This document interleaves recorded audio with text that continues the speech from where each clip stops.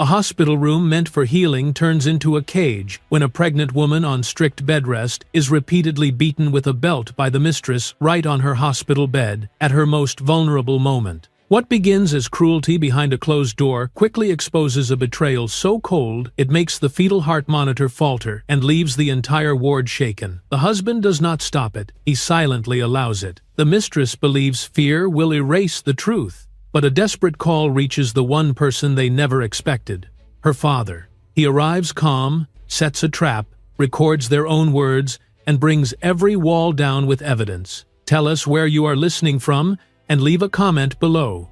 Stay with us. The arrest happens right in the hallway, and the truth hits harder than any blow. If you have ever been forced into silence, this story is for you. Lucia Hawthorne lay motionless on the narrow hospital bed, her body angled slightly to the left, as instructed by the obstetrician. She was 7 months pregnant, admitted 3 days earlier after severe abdominal pain and repeated uterine contractions. The diagnosis had been clear and frightening. Threatened preterm labor caused by prolonged psychological stress, absolute bed rest, continuous fetal heart monitoring, no unnecessary movement, no emotional agitation. The room was quiet in the way hospitals often were during late afternoon. The curtains filtered the daylight into a pale wash across the white walls. A monitor beside the bed emitted a steady rhythm, soft electronic beeps, marking the heartbeat of the baby inside her. Lucia kept one hand resting over her abdomen, not pressing, just feeling. Each sound anchored her to the fact that her child was still there. Her hospital gown was light blue, loose and clean, tucked beneath a thin white blanket that reached just below her ribs. An identification band circled her wrist. Her hair was unwashed, loosely tied, strands clinging to her temples. Her face carried exhaustion more than pain, the hollowed look of someone who had not slept properly in weeks. Stress had brought her here. Weeks of emotional pressure, isolation, and quiet fear. Her husband Richard had grown distant, his voice colder, his absences longer. And then there was Selena, the woman who had begun appearing in places Lucia never expected, in restaurants, in messages that arrived without a sender name, in whispered threats disguised as polite warnings Lucia had tried to endure. She had believed silence would protect her child. It had not. A nurse had just finished a routine check and left the room, promising to return shortly. The door clicked shut. Footsteps faded down the corridor. Lucia exhaled slowly, trying to steady her breathing the way the doctor had taught her. Inhale through the nose. Exhale through the mouth. Calm the uterus. Protect the baby. The handle turned again. Lucia looked toward the door, expecting the nurse. Instead, Selena Vale stepped inside. She was dressed in a deep red fitted dress, the color stark against the sterile white of the room. Her blonde hair was perfectly straight, her makeup flawless. High heels clicked softly as she closed the door behind her and locked it with deliberate care. Lucia's fingers tightened around the blanket. Selena smiled, not warmly. It was a smile sharpened by control. "So, this is where you ended up," Selena said quietly, lying down, finally. Lucia tried to sit up, then stopped, pain flashing through her abdomen. She stayed still, eyes fixed on Selena, heart pounding louder than the monitor beside her. "You should not be here," Lucia whispered. Selena stepped closer, stopping at the side of the bed. She looked at the monitor, at the slow pulsing line that represented the baby's heart. Her expression hardened. "They told you to rest," she said, "because you cannot handle stress." Funny, isn't it? Lucia reached weakly toward the call button, mounted near the rail, but it was just out of reach. Selena noticed and gently pushed Lucia's hand back down onto the blanket. "Don't bother," Selena said. "No one is coming."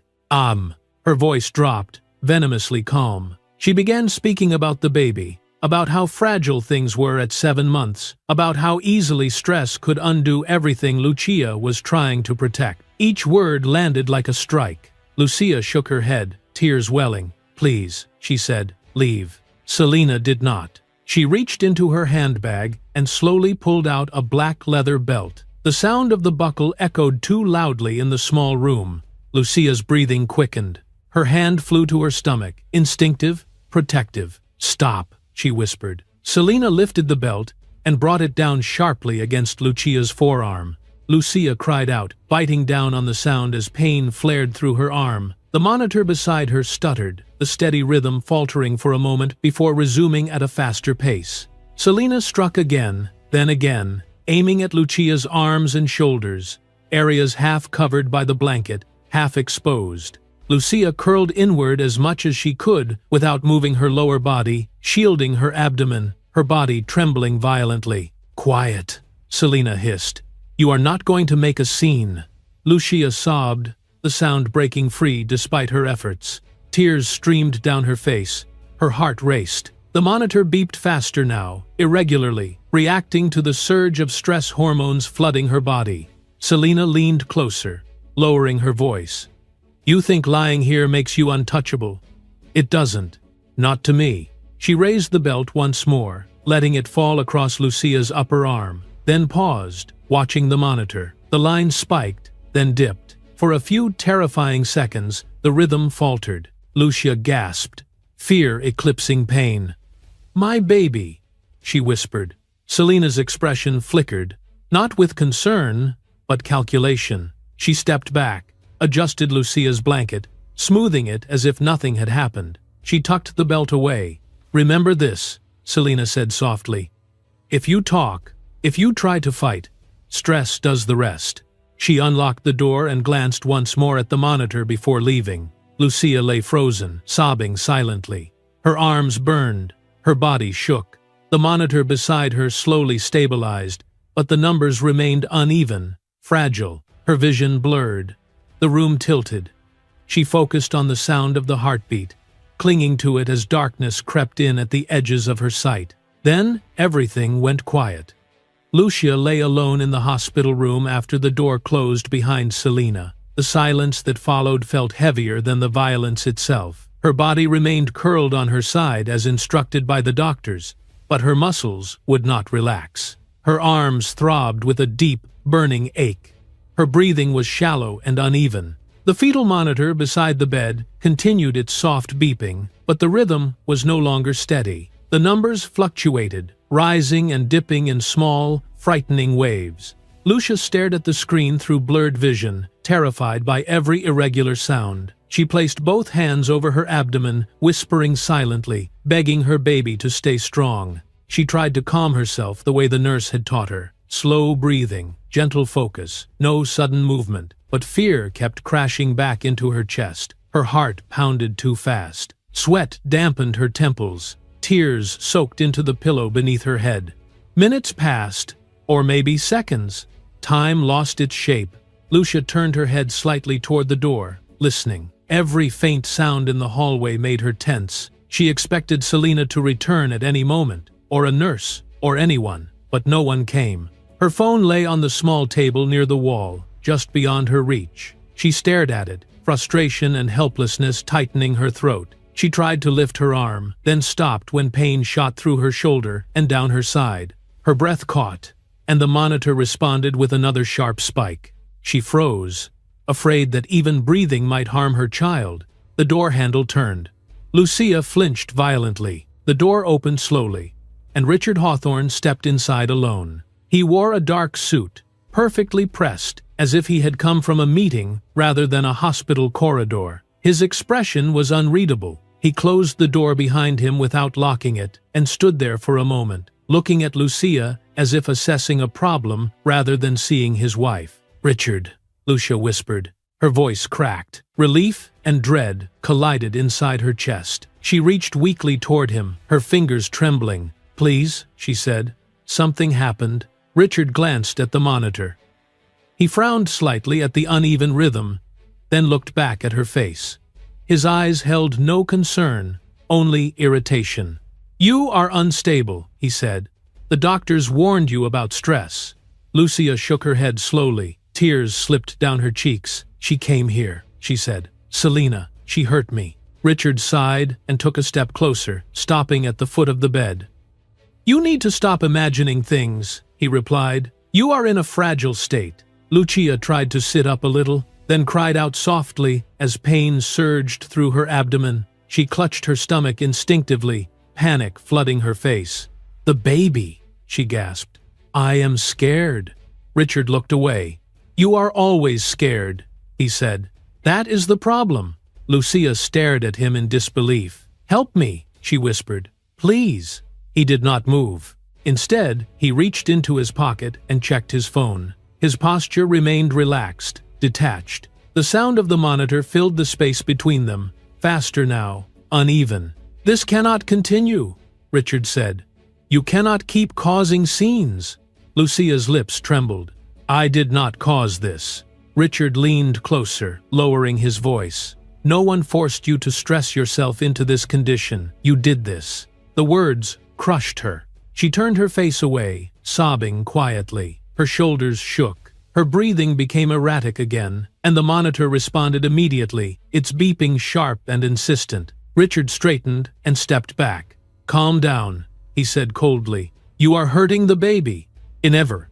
Lucia pressed her hands tighter against her abdomen, desperate to regain control. "I need help," she whispered. Richard stared at her for a long moment. Then he turned toward the door. "I will get Selina," he said. Lucia's head snapped toward him. "No!" she cried. "Do not!" Richard opened the door anyway. Seconds later, Selina Vale walked back into the room. She looked composed, untouched by guilt or fear. Her red dress stood out violently against the pale walls. She smiled when she saw Lucia's pale face and trembling hands. "You called?" Selina asked sweetly. Richard closed the door behind her and leaned against the wall. "She is hysterical again," he said. "Make it stop." Lucia stared at him in horror. "You said you would help me," she whispered. Richard did not answer. Selina approached the bed slowly. "I told you," she said softly. "Stress does the work for us. Is a W." She pulled the black leather belt from her bag again, letting it hang loosely from her fingers. Lucia shook her head, tears streaming freely now. "Please," she begged. "The baby." Selina did not hesitate. She struck Lucia's arm once, then again, quick and controlled. Lucia cried out, her body trembling violently as she curled inward, protecting her abdomen. Pain shot through her limbs. Her breath came in sharp gasps. The monitor reacted instantly, the rhythm jumping erratically. "Enough!" Richard said suddenly. Lucia looked up, hope flickering again. "Enough noise," Richard clarified. "Someone might hear." Selina adjusted her aim, striking lower on Lucia's arm, then stepping back. Lucia sobbed uncontrollably, her strength fading rapidly. Her hands loosened their grip on her stomach as exhaustion overtook her. Selina smoothed the blanket back into place, hiding the marks. She adjusted Lucia's hair gently, mockingly. "There," she said. "Rest. To bid over." Richard stepped closer and looked down at Lucia's face. "If you tell anyone," he said quietly, "I will say you fell, or that you imagined everything. No one will believe you." Lucia closed her eyes, tears slipping silently down her temples. Richard turned toward Selina. "We are done," he said. They left together. The door closed behind them. Lucia remained alone, shaking, the monitor still beeping unevenly beside her as the room swallowed her silence. Lucia lay alone in the hospital room after the door closed behind Richard and Selina. The silence pressed down on her chest, heavy and suffocating. Her body remained curled on her side, exactly as the doctor had instructed. Yet nothing about her felt still. Pain pulsed through her arms, spreading into her shoulders in slow, burning waves. The fetal monitor beside the bed continued to beep, but the rhythm was no longer calm. The numbers flickered unevenly, climbing and falling without warning. Each irregular sound sent a jolt of terror through her chest. Lucia stared at the screen, her vision blurred by tears, afraid to look away in case the line disappeared entirely. She pressed both hands over her abdomen, fingers trembling. "Stay with me," she whispered silently. "Please stay." Her breathing was shallow and rapid. She tried to slow it, remembering the nurse's calm instructions. Inhale gently, exhale slowly, relax the body, reduce stress. But panic refused to loosen its grip. Her heart raced faster than she could control, and the monitor answered with sharp, erratic beeps. Lucia turned her head toward the door, listening. Every distant sound in the hallway made her flinch. Footsteps. A cart rolling past. Voices far away. None of them stopped at her door. She needed help. Her gaze drifted to the call button mounted near the bed rail. It was only a few inches away. Yet, it might as well have been across the room. She shifted her shoulders slightly, pain flashing instantly through her side. She gasped and froze, afraid the movement had already gone too far. The monitor spiked again. "No," she whispered.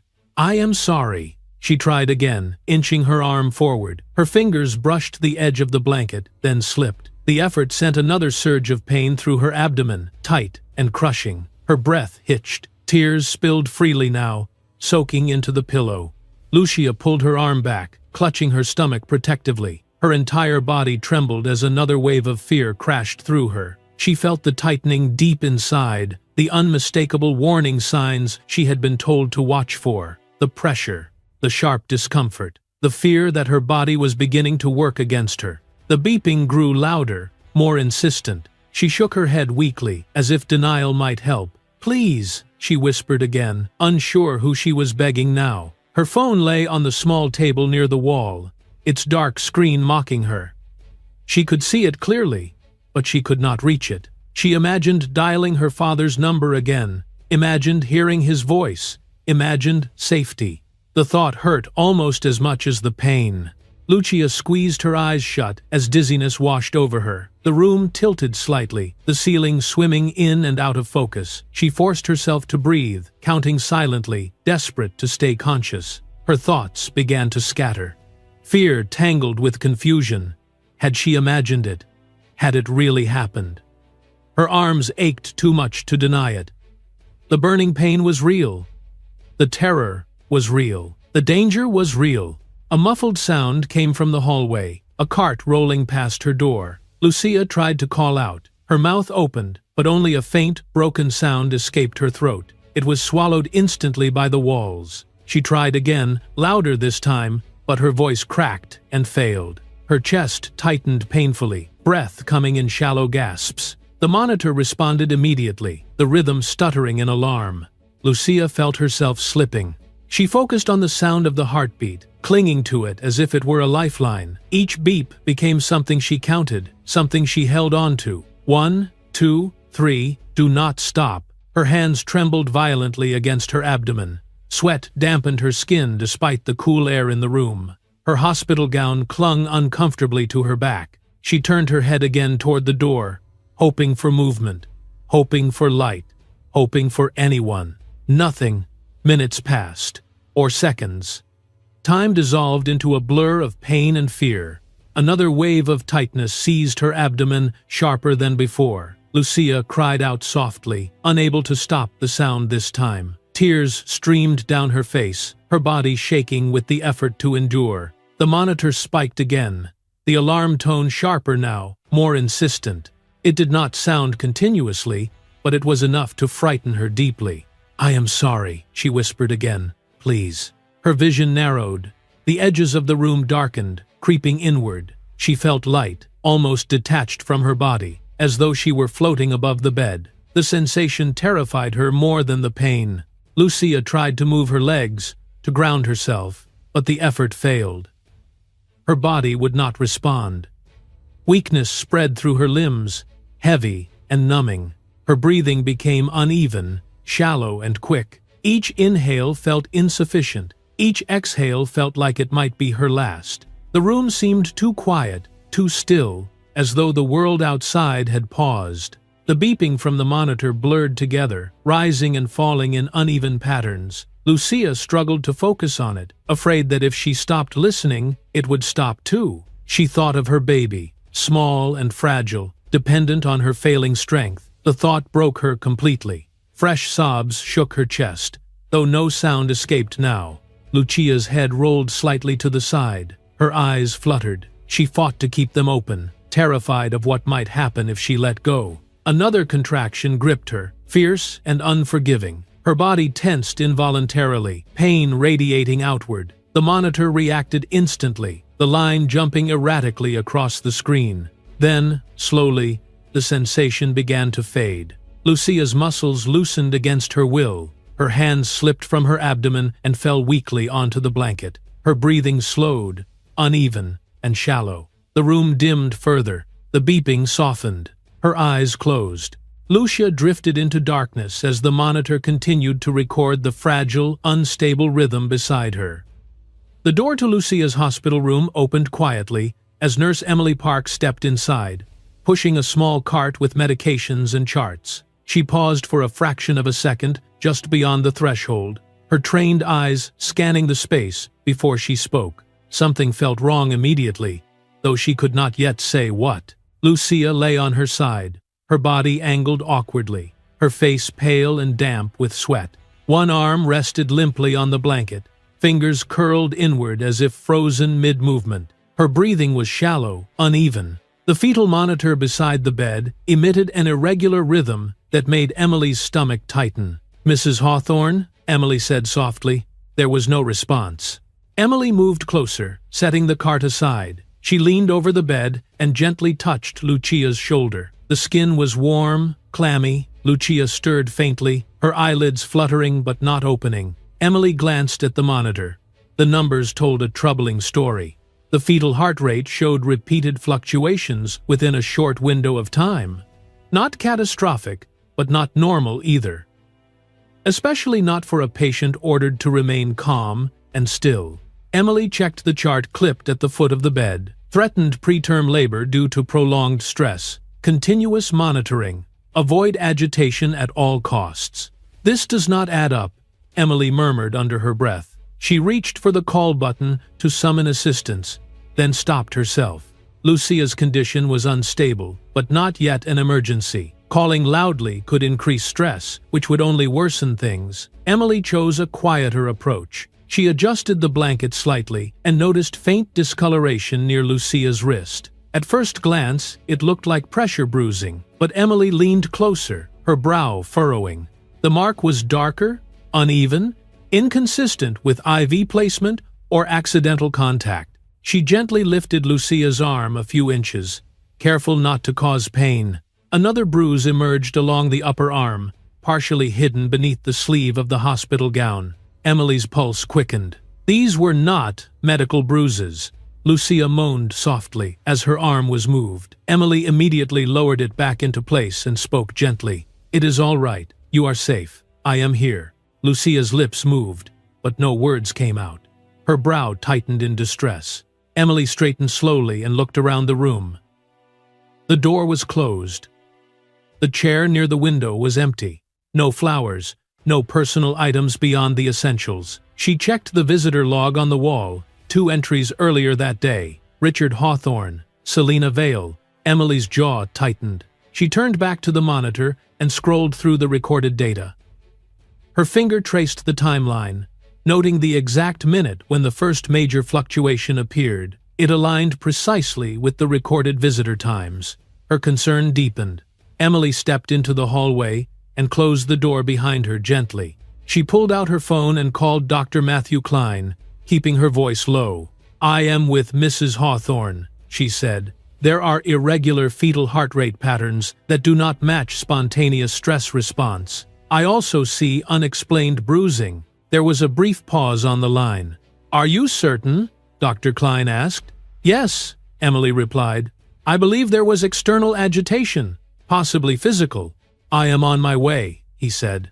Emily returned to the room and resumed her calm, professional demeanor. She checked Lucia's vitals again, documenting everything carefully. Blood pressure elevated, pulse fast, signs consistent with acute distress layered on chronic stress. Lucia stirred again, eyes opening slightly this time. Her gaze was unfocused, glassy with fear. "Do not be afraid," Emily said quietly. "You are not in trouble." Lucia swallowed with effort. Her lips trembled. Emily leaned closer. "Did someone hurt you?" she asked softly. Lucia's eyes darted toward the door. Her breath hitched. She shook her head almost imperceptibly, then winced as if the motion caused pain. Tears slipped silently from the corners of her eyes. Emily did not press her further. She understood the fear that kept victims silent. Instead, she nodded slowly, offering reassurance without demanding words. "It is all right," Emily said. "You do not have to say anything right now." Indicodon. She adjusted the monitor sensors to ensure proper contact, then increased the frequency of observation within her allowed scope. Each action was precise, controlled, non-alarming. When Dr. Klein arrived minutes later, Emily briefed him quietly just outside the room. He listened intently, his expression growing grave as she pointed out the timestamps and the bruising patterns. Inside the room, Dr. Klein examined Lucia carefully. He confirmed Emily's observations. The physical signs did not align with accidental movement. Combined with the stress indicators, the conclusion was unavoidable. "There has been trauma," he said quietly to Emily. "Whether emotional or physical, it is significant." Emily nodded. "I believe both." Dr. Klein ordered additional documentation, instructing Emily to photograph the bruises discreetly for internal medical records. He also requested that the fetal monitoring data be preserved without alteration. "No changes," he said firmly. "Everything stays exactly as it is." Emily followed his instructions to the letter. She recorded times, readings, observations, and actions taken. Each entry was factual, unemotional, precise. She knew how critical this documentation could become. Before leaving the room, Dr. Klein spoke gently to Lucia. "You are being monitored closely," he said. "Focus on resting. We are watching everything." Lucia nodded weakly, clutching the blanket with trembling fingers. After he left, Emily remained nearby, positioning herself at the station directly outside Lucia's room. She did not leave. She pretended to organize supplies, but her attention stayed fixed on the door. She glanced up at the ceiling and noticed something else. One of the hallway cameras appeared slightly misaligned, its lens angled away from the door it should have covered. Emily frowned. She made a mental note of it, then wrote it down privately. The pattern was becoming clear. Emily exhaled slowly, steadying herself. She had seen enough to know this was not an accident, and she had seen enough to know that someone was trying to make it look like one. She looked through the small window in the door at Lucia, lying pale and fragile, one hand resting protectively over her abdomen. The monitor continued its uneven rhythm, each beat a reminder of how close things had come to breaking. Emily straightened her shoulders. She would not let this be ignored. Lucia drifted back toward consciousness slowly, as if rising through deep water. The room felt distant at first, the sounds muffled and far away. Then pain returned in fragments, a dull ache in her arms, tightness in her abdomen, a dryness in her throat that made swallowing difficult. She opened her eyes. The ceiling above her blurred into focus, white and unfamiliar. The fetal monitor continued its uneven rhythm beside the bed. Each beep reminded her that she was still here, and that her baby still was too. Lucia shifted her gaze toward the window. Evening light had replaced the pale afternoon glow. Time had passed, though she did not know how much. Her body felt weak, drained, as if every ounce of strength had been pulled from her. A memory surfaced suddenly, sharp and frightening. Selena, the belt, Richard's cold voice. Her chest tightened as fear rushed back in. Lucia's breathing quickened. She tried to calm herself, remembering the nurse's instructions: slow breaths, gentle focus, protect the baby. She placed one trembling hand over her abdomen. The movement sent a warning pulse of pain through her side, but she did not pull away. The phone. The thought came with urgency. Her eyes darted toward the small table near the wall. The phone was still there, lying face up. Close enough now. Someone must have moved it nearer while she was unconscious. Lucia swallowed hard and reached for it. Her fingers closed around the cool surface with difficulty. Her hands shook so badly that she nearly dropped it. She unlocked the screen and stared at the contact list, her vision swimming. One name stood out above the rest: Victor Hawthorne, her father. For a moment, doubt crept in. Fear of making things worse. Fear of retaliation. Fear that she would not be believed. Her grip tightened on the phone as another small contraction rippled through her abdomen, reminding her how fragile everything was. She pressed the call button. The phone rang once, twice. "Lucia," Victor's voice answered immediately. The sound of it shattered her composure. Tears spilled freely as her breath hitched. "Dad," she whispered. Victor heard the fear instantly. His posture straightened on the other end of the line. "Where are you?" he asked. Are you safe? If yours, Lucia struggled to speak. Her throat felt tight, her words catching between sobs. I am in the hospital, she said. They said it was threatened preterm labor. I am scared. Victor's voice softened, but urgency threaded through it. What happened? He asked carefully. Lucia tried to explain, but the words came out broken. She came, she said. Selena, she hurt me. Richard let her. I think the baby is in danger. Her breathing became ragged as panic surged again. The monitor responded immediately, the rhythm faltering. Lucia, Victor said firmly, listen to me. Breathe slowly. You did the right thing calling me. She squeezed her eyes shut and tried to follow his voice, grounding herself in its steadiness. I do not know what to do, she whispered. You have already done it, Victor replied. Stay where you are. Do not confront anyone. I am coming. A sudden sound outside the room startled Lucia. Footsteps, voices. Her eyes flew to the door. Fear flooded her again. They might come back, she whispered urgently. They will not touch you again, Victor said. His tone changed, becoming controlled and resolute. I promise you. Lucia nodded weakly, even though he could not see her. Please hurry, she said. I am on my way now, Victor replied. I will handle everything. The call ended. Lucia lowered the phone slowly onto the blanket. Her hands continued to shake, but a small measure of relief settled into her chest. For the first time since the violence began, she was not completely alone. Outside the hospital, Victor Hawthorne was already moving. He stood in his office, phone still pressed to his ear as the call disconnected. The city lights beyond the glass windows of the high-rise flickered to life as dusk fell. His jaw tightened, his hand clenched into a fist at his side. He had heard fear in his daughter's voice before, but never like this. Victor did not hesitate. He grabbed his coat and strode out of the office, issuing quiet instructions as he walked. Cancel my remaining meetings. Call Sophia Bennett. Tell her to meet me at the hospital immediately. His assistant scrambled to comply. As the elevator descended, Victor replayed Lucia's words in his mind. Threatened preterm labor. Hurt. Aloud. Each phrase sharpened his resolve. He knew the signs of danger. He knew when silence meant coercion. And he knew what power could do when it went unchecked. Victor stepped into the waiting car outside the building. The driver pulled away from the curb the moment the door closed. Hospital, Victor said, fast. As the city blurred past, Victor made another call. His tone was calm, but beneath it lay steel. I need a discreet security presence, he said. No uniforms, no announcements. I will explain when I arrive. He ended the call and leaned back, eyes closed briefly as he forced himself to think clearly. Rage would not help his daughter. Precision would. He considered the facts as he knew them. Lucia admitted for threatened preterm labor due to stress, a condition that demanded calm and protection. Instead, she had been subjected to further trauma. That alone was unacceptable. If there had been physical harm, the consequences would be severe. The car slowed as it approached the hospital entrance. Victor opened his eyes. He would not storm in. He would not alert those responsible. He would observe. He would gather information.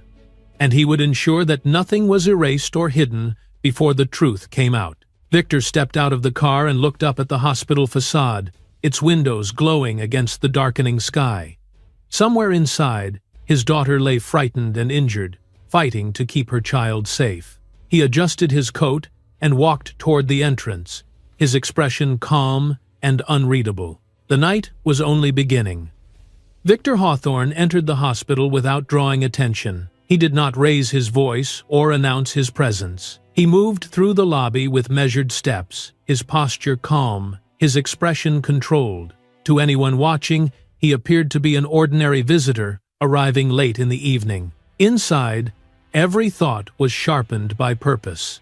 He checked the directory briefly, then headed toward the maternity wing. The lights were dimmer there, the halls quieter. Nurses moved with soft efficiency, shoes barely making sound against the polished floor. Victor noted everything. The cameras mounted along the ceiling, the placement of security desks, the flow of foot traffic. He stopped at the nurse's station outside Lucia's room. I am Victor Hawthorne, he he said quietly.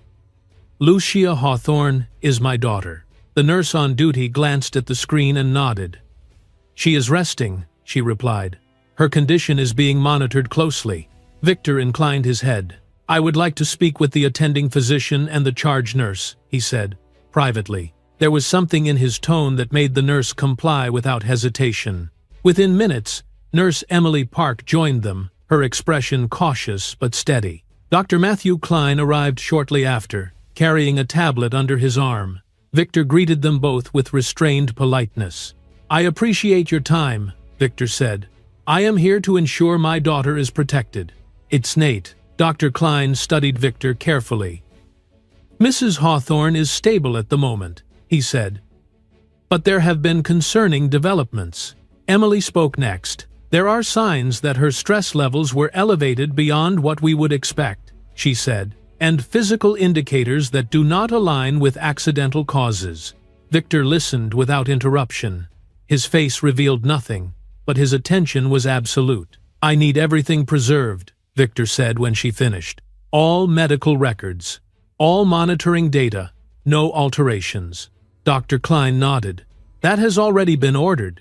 Victor turned to Emily. "Who entered her room today?" he asked. Emily checked her notes. "2 visitors," she said. "Her husband, Richard Hawthorne, and a woman named Selina Vale." Victor acknowledged this with a slight nod. "I want access logs secured," he said, timestamps included. He then lowered his voice further. "I do not want any visible change in routine," he added. "No warnings. No confrontations." Emily understood immediately. "We will maintain normal operations," she said, quietly. Victor requested a brief look at the fetal monitoring data. Dr. Klein pulled up the recordings, scrolling through the timeline. Victor watched closely as the irregular patterns appeared in clusters. "These spikes," Victor said, pointing at the screen, "they coincide with visitor times." "Yes," Dr. Klein confirmed. "Which suggests external stressors." Victor straightened. "Document that correlation clearly," he said. "I will need it later." He then asked to see Lucia. They entered her room together. Lucia lay resting, her face pale, eyes closed. The monitor continued its soft, uneven rhythm beside her. Victor did not approach the bed. He stood at a distance, watching her breathe. Emily adjusted a sensor gently. "She is sleeping lightly," she said. Victor nodded. "Do not wake her." He turned his attention back to the room. He noted the placement of furniture, the position of the door, the angle of the ceiling camera visible through the window. His eyes narrowed slightly. "That camera," he said. "It appears misaligned." Emily hesitated, then nodded. "I noticed the same thing earlier," she said. Victor did not comment further, but he filed the detail away. He stepped back into the hallway and made a quiet phone call. His voice was low, controlled. "I need immediate preservation of internal surveillance data," he said. "Yes, including secondary feeds and backup storage." He ended the call and turned back to Dr. Klein. "I will be arranging independent legal oversight," he said. "I want no data loss." Dr. Klein met his gaze. "Understood." Victor then requested a private room nearby. Once inside, he removed his coat and placed it neatly over the back of a chair. He sat down, resting his hands flat on the table. He called his lawyer. "Sophia," he said when she answered. "I am at the hospital. I need you here now." Her response was immediate. "What happened?" "Not on the phone," Victor replied. "Bring everything." He ended the call and sat in silence for a moment, forcing himself to remain calm. Emotion would cloud judgment. Precision was required. Emily knocked softly and stepped inside. "Security has been adjusted as requested," she said, discreetly. Victor thanked her. "I want a clear record of everyone who approaches her room," he said. "No exceptions." Emily nodded and left. Time passed slowly. Victor reviewed documents provided by Dr. Klein, reading each line carefully. He cross-checked times, names, readings. The pattern became undeniable. This was not coincidence. Sophia Bennett arrived less than 30 minutes later. She entered the room with a legal pad and tablet in hand, her demeanor focused. Victor briefed her quickly and precisely. "Threatened preterm labor due to stress," he said. then unexplained physical indicators and fetal distress during visitor windows. Sophia listened intently. "Do we have preserved data?" she asked. "Yes," Victor replied. "And we will have more." Sophia nodded. "Then we proceed quietly." Victor leaned back slightly. "I want a legal trap," he said. "Not a confrontation. They believe everything is hidden." Sophia understood immediately. "Then we let them believe it," she said. Victor stood. "I want them comfortable," he said. "Confident. That is when people make mistakes." Sophia smiled thinly. "I will prepare the framework." Victor glanced once more toward Lucia's room through the hallway window. She stirred faintly, then settled again. "Nothing changes yet," Victor said softly. "We wait." Outside, the hospital continued its quiet rhythm, unaware that every detail was now being watched, recorded, and protected. The trap was set. Richard Hawthorne believed the situation was finished. From his perspective, everything had already been handled. The hospital was quiet again. No alarms had sounded. No police had appeared. Silence, to him, meant success. That belief was what brought him back. He walked through the maternity wing with measured confidence, his footsteps unhurried. Beside him, Selina Vale moved with her usual poise, the deep red of her dress unchanged, her posture relaxed. She glanced around the hallway, noting the absence of staff nearby. "They bought it," she said quietly. "No one questioned anything." Richard nodded. "I told you, hospitals see this every day. Emotional women, complications, they assume." Selina smiled, especially when the husband stays calm. They stopped outside Lucia's room. The door was closed. The small window revealed only a dim interior. Richard checked the hallway once more before opening it. Inside, Lucia lay on her side, pale and still. Her eyes were half open, unfocused. The fetal monitor continued its soft, uneven rhythm. The sound filled the room like a nervous heartbeat. Lucia's gaze shifted toward the door when they entered. Fear flashed across her face. Her hands tightened over her abdomen instinctively. Selina closed the door behind them. "Relax," Selina said softly. "We are not here to cause trouble." Lucia did not respond. Her breathing quickened. Richard stepped closer to the bed. "You need to stop this," he said. "The doctors are watching your stress levels." Lucia swallowed. "Please," she whispered. "Just leave me alone." Selina laughed quietly. "You see," she said to Richard, "she always plays the victim." Lucia's eyes darted toward the door, then back to them. "They know," she said weakly.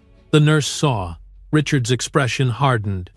"You are imagining things again." Selina leaned against the wall, crossing her arms. "Even if she did," she said, "what proof is there?" She gestured casually around the room. "No marks anyone can see. No witnesses." Lucia flinched. Richard glanced at the monitor, then back at Lucia. "You need to cooperate," he said. "If you keep making noise, you will only make this worse for yourself." Lucia shook her head slowly. Tears slipped down her temples. "I was hurt," she said. "You let it happen." Selina scoffed. "Do not exaggerate. It was barely anything." End quote. Her words hung in the air. Lucia's breath caught. The monitor reacted with a brief spike, then settled again. Richard frowned at the sound. "See what you are doing," he said. "You cannot control yourself." Selina stepped closer to the bed, lowering her voice. "You really should learn when to stay quiet," she said. "The first time was a warning." Lucia closed her eyes, trembling. Richard rubbed his temple, irritation clear. "This is exhausting," he said. "I am tired of cleaning up after you." Selina tilted her head, studying Lucia. "She will not talk," she said confidently. "She is too afraid." Lucia's eyes opened again. "I am not lying," she whispered. Selina smiled. "It does not matter," she replied. "No one believes a woman in your condition. They will say you fell. Or panicked." Richard nodded. "Exactly." Lucia stared at him, stunned by the ease with which he dismissed her pain. "You said you would protect us," she said faintly. Richard looked away. "I never said that." The fetal monitor beeped unevenly again, reflecting Lucia's rising distress. Selina noticed and smirked. "See?" she said. Stress does everything for us. She reached into her bag and briefly touched the edge of the black leather belt inside, not removing it, just enough for Lucia to see. Lucia gasped softly and recoiled as much as her weakened body allowed. Richard raised a hand. "Not again," he said. "No need," Selina shrugged. "I am just reminding her." Lucia's hands shook violently as she clutched her abdomen. Tears streamed freely now. Her breathing became shallow and rapid. "You are hurting the baby," she whispered. Selina rolled her eyes. "You hurt the baby when you refuse to behave." Richard leaned closer to Lucia, lowering his voice. "If anything happens," he said, "it will be because you could not stay calm. Understand?" Lucia stared at him in horror. From just outside the door, Victor Hawthorne stood silently. He had arrived minutes earlier and positioned himself in the hallway where the wall curved slightly, out of direct sight from the room. He did not move. He did not interrupt. His phone rested in his hand, recording quietly, legally, every word that drifted through the partially open window near the door. Beside him, Sophia Bennett stood still, her expression unreadable. Inside the room, Selina continued speaking, unaware. "You really thought you could fight this?" she said, "after everything was taken care of?" Lucia shook her head weakly. "I just want to be safe." Richard laughed softly. "Safe from what? Your own imagination." The monitor beeped again, sharper this time. Selina sighed. "You see?" she said. "Even now." Lucia whimpered, her strength fading. Her eyes fluttered, her face draining of color. "That is enough," Richard said. "We should go." Selina nodded. "She is done."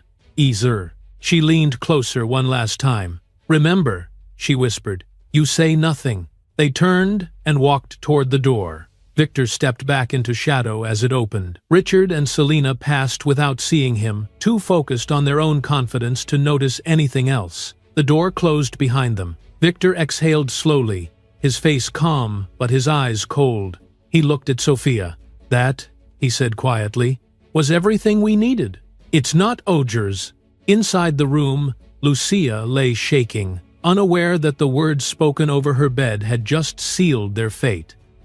The hallway outside Lucia's room shifted from quiet to tense in a matter of seconds. Victor Hawthorne stepped forward as the door closed behind Richard and Selina. His posture was calm, his movements deliberate, but the authority in his presence was unmistakable. Sophia Bennett moved beside him, already dialing a number on her phone. "Now," Victor said quietly. Sophia ended the call and nodded. "They are on their way." Victor turned toward the nurse's station. "Please ask security to remain nearby," he said. "There is going to be a formal intervention." The charge nurse looked at him, startled by the firmness in his voice, but complied immediately. Victor then entered Lucia's room. Lucia lay trembling on the bed, tears streaking her face. Her breathing was uneven, shallow, her hands still clutched over her abdomen. The fetal monitor continued its unstable rhythm, a constant reminder of how fragile the situation remained. Victor approached slowly, stopping at the side of the bed. He did not touch her at first. He lowered himself to her eye level. "Lucia," he said softly, "you are safe now." Her eyes widened when she recognized his voice. Confusion and relief collided in her expression. "Dad?" she whispered. "I am here," Victor replied. "No one will hurt you again." Sophia stepped inside behind him, followed by Nurse Emily Park and Dr. Matthew Klein. The room filled with quiet urgency rather than chaos. Emily moved to Lucia's side immediately, checking her vitals and adjusting the monitor sensors. "Breathe slowly," she said gently. "You are not alone." Lucia nodded weakly, tears still falling. Victor straightened and turned toward the door as footsteps approached from the hallway. 2 uniformed police officers entered, followed by hospital security and an administrator. Their presence transformed the room instantly, shifting it from a private space into a place of accountability. The administrator cleared his throat. "Mr. Hawthorne," he said, "we were informed of a serious concern." Victor met his gaze. "You were informed correctly," he said. "There has been violence against a patient under your care." The administrator's face paled. Sophia stepped forward and spoke calmly. "We are invoking patient protection procedures." she said. "All evidence has been preserved." One of the officers nodded. "We are here to assess and secure the situation," he said. Victor gestured toward the monitor and then toward Lucia's arms. "The patient was admitted for threatened preterm labor caused by prolonged stress," he said. "While under strict orders to remain calm, she experienced additional trauma." Emily stepped forward with a tablet in her hands. "These are the recorded fetal heart rate fluctuations," she said. "They align precisely with the times of 2 visitors." She tapped the screen, showing the timestamps. Dr. Klein spoke next. "The physical marks observed are inconsistent with accidental movement," he said. "They indicate external force." The room fell silent. The officers exchanged a glance. Sophia added, "There is also an audio recording obtained legally in a public hallway area." Victor held up his phone. "This device recorded statements made moments ago," he said. "Statements that confirm intent, coercion, and awareness of harm." The administrator swallowed hard. "Where are the individuals involved now?" he asked. Victor replied without hesitation. "They are still on the floor. They believe nothing has changed." The officers moved swiftly. Moments later, raised voices echoed faintly from the hallway. The sound of hurried footsteps followed, then the unmistakable click of handcuffs. Selina Vale was the first brought back into view. Her confidence had evaporated. Her face was pale, her posture rigid as officers guided her forward. The red dress that once radiated control now seemed garish under the hospital lights. Richard Hawthorne followed, his expression shifting rapidly from irritation to disbelief as he saw Victor standing beside Lucia's bed. "What is this?" Richard demanded. "You cannot be serious." Victor did not respond. An officer spoke calmly. "You are being detained for questioning regarding an alleged assault on a hospitalized patient." Selina shook her head sharply. "This is ridiculous," she said. "She is unstable." Lucia flinched at the sound of her voice. Emily immediately stepped closer, shielding Lucia slightly. Sophia addressed Selina evenly. "You may refrain from further statements," she said. "Your words have already been recorded." Selina's mouth fell open. "Recorded," she repeated. Richard looked at Victor, anger flashing. "You set us up," he said. Victor's gaze was steady. "You spoke freely," he replied. "I simply listened." "Azaton." The officer turned Selina slightly, holding up a clear evidence bag containing the black leather belt. "This was recovered," he said. "Do you recognize it?" Selina's eyes darted away. The administrator looked visibly shaken.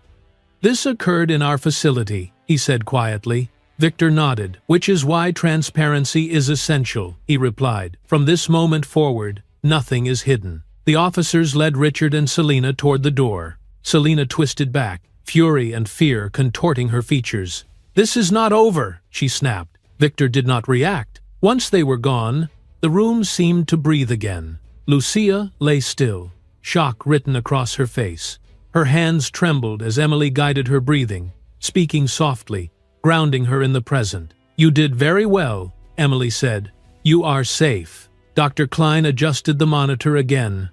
The rhythm slowly began to stabilize as Lucia's breathing eased.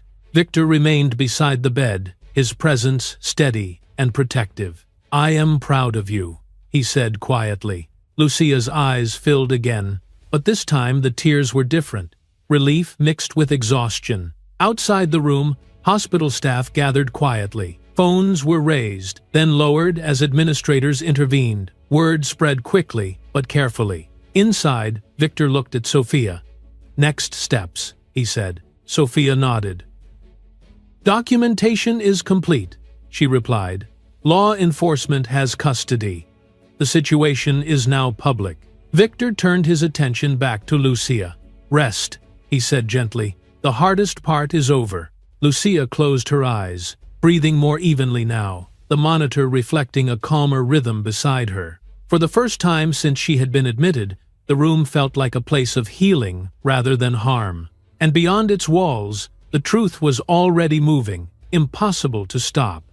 The news spread before morning. By the time the sun rose over the city, the hospital incident was no longer a private matter. Patrol cars had come and gone during the night. Statements were taken. Evidence was logged. By dawn, Richard Hawthorne and Selina Vale were no longer free to walk away from what they had done. Lucia remained in her hospital room, guarded quietly, shielded from reporters and unnecessary questions.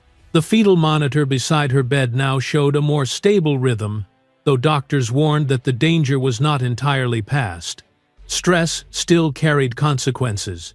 Protection remained essential. Downstairs, the legal process began to move with precision. Richard sat in a small interview room at the police station, his suit wrinkled, his confidence stripped away. The metallic hum of fluorescent lights filled the space. Across from him sat two investigators, their expressions neutral, their questions measured. "You were aware your wife was admitted for threatened preterm labor," one officer said. "Correct." Richard nodded stiffly. "Yes. And you understood that stress or agitation could place the fetus at risk?" "Yes." "Despite that knowledge, you allowed another individual to enter her room and cause distress." Richard clenched his jaw. "She was emotional," he said. "Unstable. Isdao." The officer slid a tablet across the table. "This audio recording captures you, acknowledging the harm and instructing her to remain silent." Richard's eyes flicked to the screen, his face drained of color. At another desk down the hall, Selina Vale sat with her arms folded tightly across her chest. Her heels had been removed. Her red dress looked out of place in the sterile room. An officer placed a sealed evidence bag on the table between them. "Do you recognize this?" the officer asked. Selina looked away. "I do not know what you are implying." The officer tapped the bag. "It was recovered from your belongings. It matches marks documented on the victim." Selina's lips pressed into a thin line. "She provoked me," she said sharply. "She lies." The officer did not react. "Your statements at the hospital contradict that claim."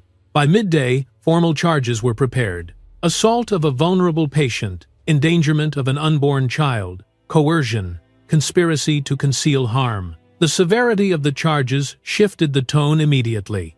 At the courthouse, Victor Hawthorne arrived with Sophia Bennett at his side. He moved calmly through the steps, his presence drawing quiet attention. He did not speak to reporters. He did not acknowledge cameras. His focus remained singular. Inside the hearing room, the air felt heavy with consequence. Lucia was not present. On medical advice, she remained under care, her condition too fragile for public proceedings. Instead, her voice entered the room through documentation, recordings, and sworn medical testimony. Dr. Matthew Klein testified first. He explained the diagnosis, the risk factors, and the timeline. He described the correlation between fetal distress and visitor presence. He spoke clearly, clinically, without emotion. Nurse Emily Park followed. She presented her observations, the bruising patterns, the misaligned camera, the fear she had seen in Lucia's eyes. Her voice did not waver. The judge listened intently. The audio recording was played next.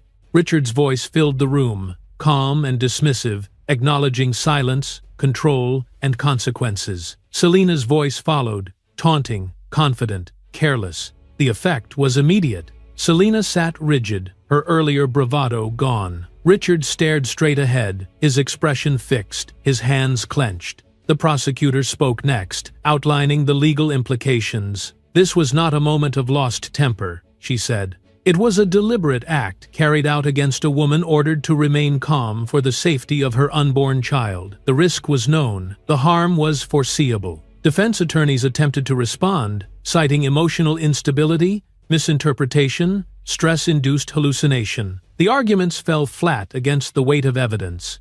Victor remained silent throughout.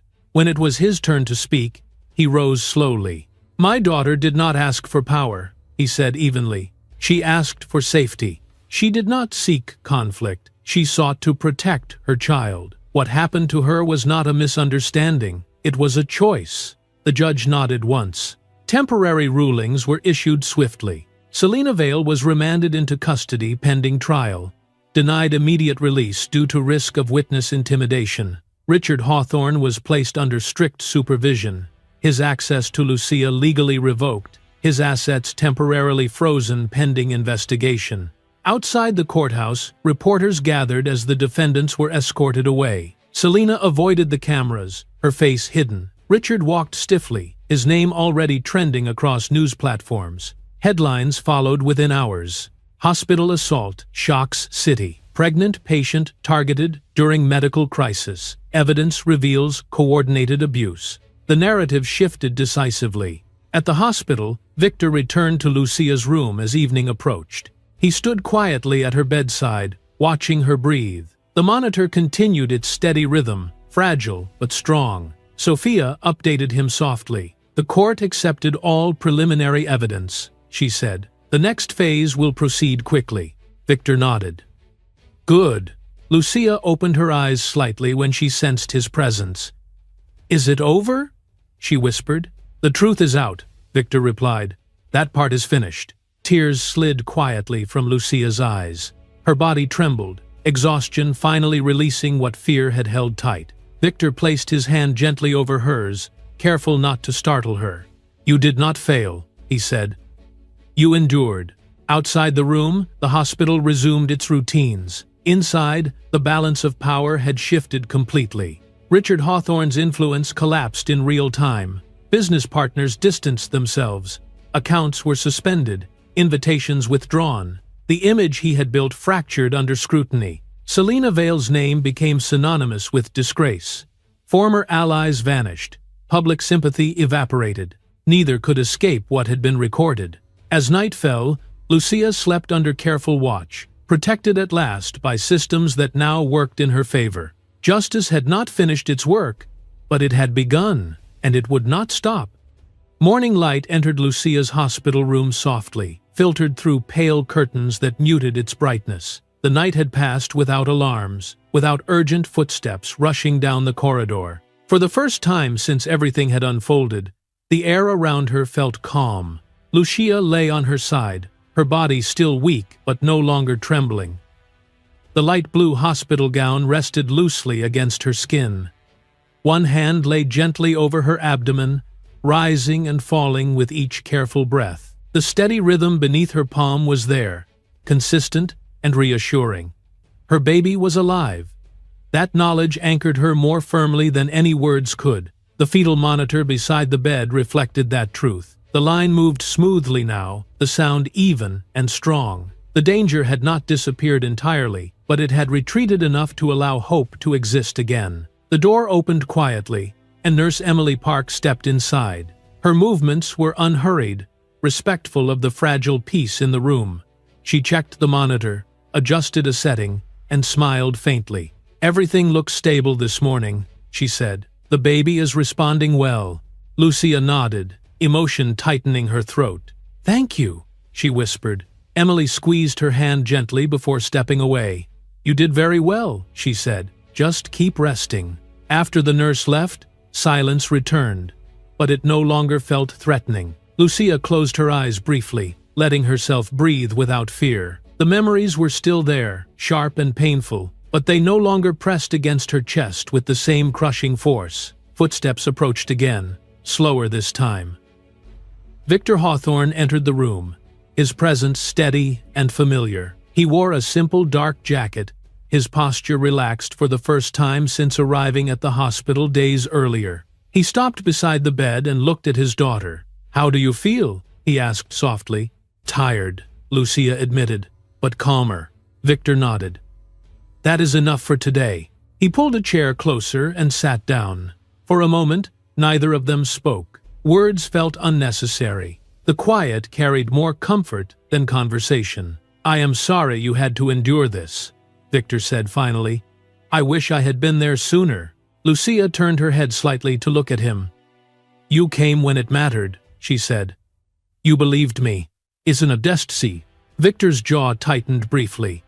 "I will always believe you." Outside the room, the hospital continued its routine. Doctors consulted charts. Nurses moved between patients. Life went on, indifferent to the pain that had passed through these walls. Yet something had changed. Lucia was no longer invisible. Over the following days, her condition continued to improve. The contractions subsided. The tightness in her abdomen eased. Each check brought cautious optimism, Doctors spoke in measured tones, careful not to promise too much, but the fear of immediate danger faded. Victor remained close, coordinating care quietly, ensuring that no unauthorized visitor came near. Legal boundaries were enforced without question. Richard Hawthorne's access was permanently revoked. Selina Vale's name was removed from every list. Lucia focused on small things, drinking water slowly, listening to the monitor, feeling the subtle movements beneath her hand. Each moment grounded her further in the present. One afternoon, Sophia Bennett visited briefly, standing near the door. "The legal process is moving forward," she said. "There will be accountability." Lucia did not ask for details. She did not need them. Knowing that it was handled was enough. As the week progressed, Lucia was transferred to a quieter room with additional safeguards. The change marked a shift, not just in care, but in mindset. She was no longer simply surviving, she was healing. On the 7th morning, the doctor entered with a small smile. "If everything remains stable," he said, "we can begin planning for discharge within a few days." Lucia's eyes filled with tears.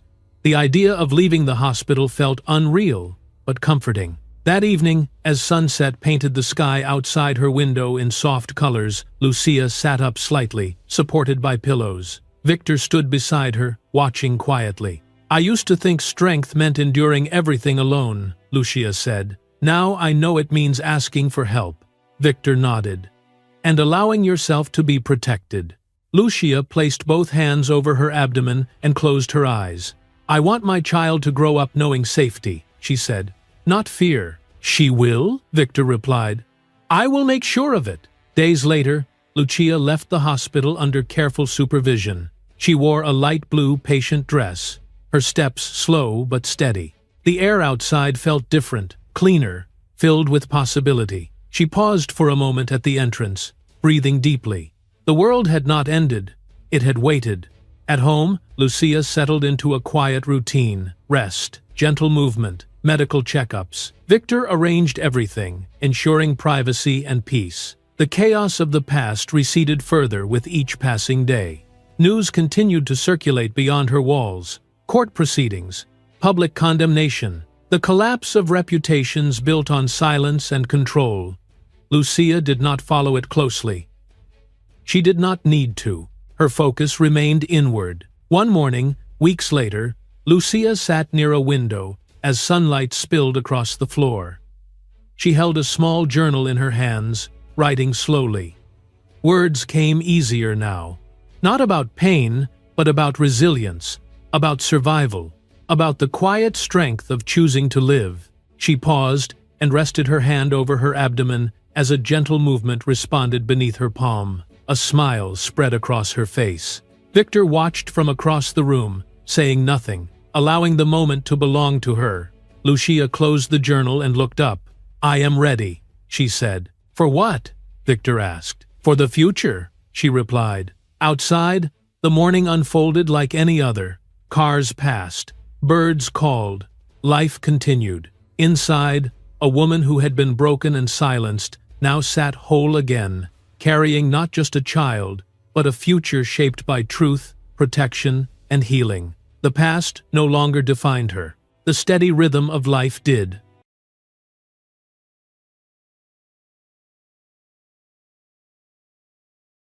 They say you should never judge a book by its cover, but Richard Sterling judged his wife by her worn-out sweaters and quiet demeanor. He thought he was the main character of their lives, a rising CEO destined for greatness, while she was just the anchor dragging him down. He cheated, he lied, and eventually he threw her out on the street to make room for a younger, flashier mistress. He thought he had won. But Richard forgot one crucial detail. In the game of chess, the queen is the most powerful piece on the board. And when his poor wife finally played her hand, the entire world and the royal court stopped to watch him crumble. Richard Sterling adjusted his silk tie in the reflection of his office window. Behind him, the skyline of Chicago glittered, a testament to the world he felt he owned. At 34, he was the regional director for Apex Logistics, a man who drove a Porsche, wore bespoke Italian suits, and had just secured a merger that would likely fast-track him to the C-suite. He checked his Rolex. 7:30 p.m. He was late for dinner, but he didn't care. In fact, the lateness was calculated. It was a power move. Tonight was his 5th wedding anniversary with Jenny. Just thinking about her made Richard sigh with irritation. Jenny. Not Genevieve or Jennifer, just plain boring Jenny. When he had met her 5 years ago, her simplicity had been charming.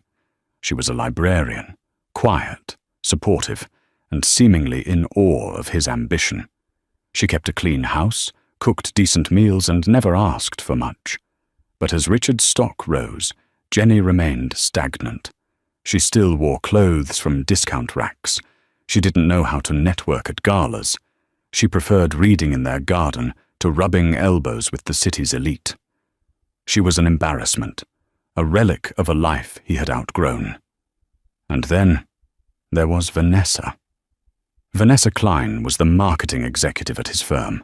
She was sharp, viciously ambitious, and stunning. She knew the difference between a Pinot Noir and a Cabernet. She knew which fork to use. She looked good on his arm. Richard grabbed the manila envelope from his desk. It was heavy. Time to cut the dead weight, he muttered to himself. He drove home, rehearsing his speech. He wouldn't be cruel, he told himself. He would be efficient. He would offer Jenny a small settlement, enough to keep her quiet, and send her back to whatever obscurity she came from. When he unlocked the front door of their suburban home, the smell of roast chicken filled the air. It was nauseatingly domestic. Jenny was setting the table. She was wearing a simple blue dress he had seen a dozen times. Her brown hair was pulled back in a messy bun. "Richard," she smiled, wiping her hands on an apron. "Happy anniversary. I was worried the traffic was bad." "Traffic was fine," Richard said, bypassing her attempt at a hug. He walked straight to the dining table and tossed the manila envelope onto her empty plate. It landed with a heavy thud, sliding into the wine glass. Jenny froze. Her eyes, a striking shade of violet that Richard used to love but now found unsettling, darted from his face to the envelope. "What is this?" she asked, her voice barely a whisper. Did you buy us a vacation home? Is it the deed?" Richard laughed, a cold, barking sound. "Open it, Jenny." Her hands trembled as she undid the clasp. She slid the papers out. The bold text at the top screamed at her. "Petition for dissolution of marriage." She didn't scream. She didn't cry immediately. She just stared at the legal jargon. "Divorce?" "Richard, why? Is it because I burnt the roast last week? I can learn to cook better. I can—" "Stop!" Richard snapped, pouring himself a glass of the expensive wine she had bought, likely with money she saved from coupons. "It's not the roast, Jenny. It's you. Look at you. Look at this house. It's mediocre. You are mediocre." "I love you," she said, the tears finally spilling over. "I've supported you since you were a junior analyst. I paid the rent when you were studying for your MBA." "And I'm grateful," Richard said, his tone devoid of gratitude. "But I've evolved. You haven't. I need a partner who fits my future, not a relic of my past. I need someone who can stand next to me at a board meeting, not someone who looks like they just walked out of a bake sale." Jenny gripped the edge of the table. "Is there someone else?" Richard smirked. He didn't see the point in lying. "Her name is Vanessa. She's smart, successful, and she understands my world. She's moving in on Monday." The air left the room. Jenny looked as if he had physically struck her.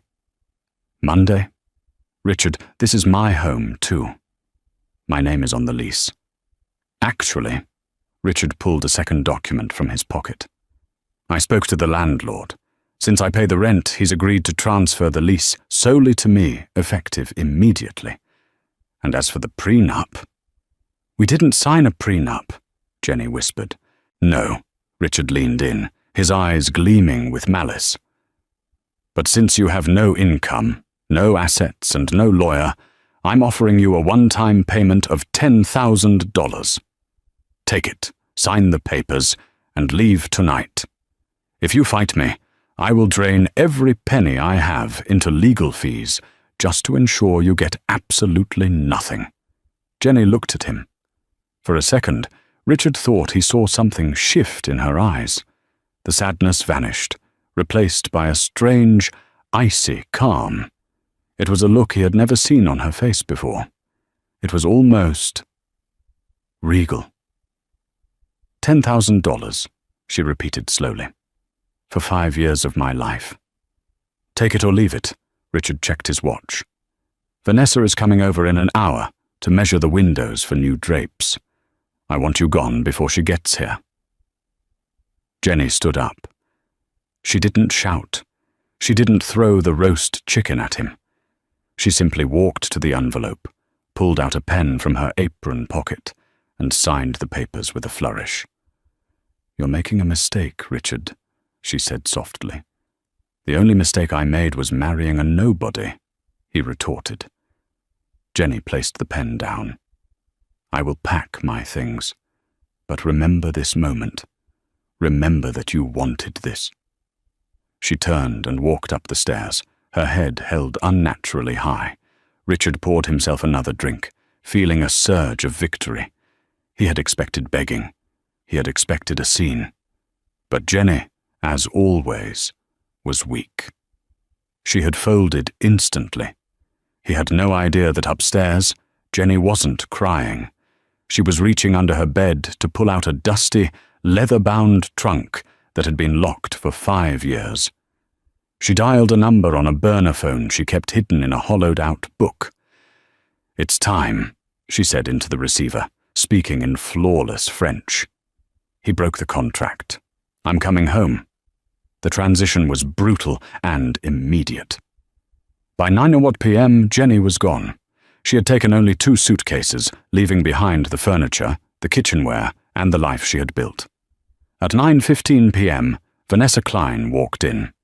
Vanessa was everything Jenny wasn't. She was blonde, loud, and smelled of expensive Chanel perfume. She walked into the house like she was conquering a small country. "God, it smells like suburbia in here." Vanessa wrinkled her nose, kicking off her red stilettos.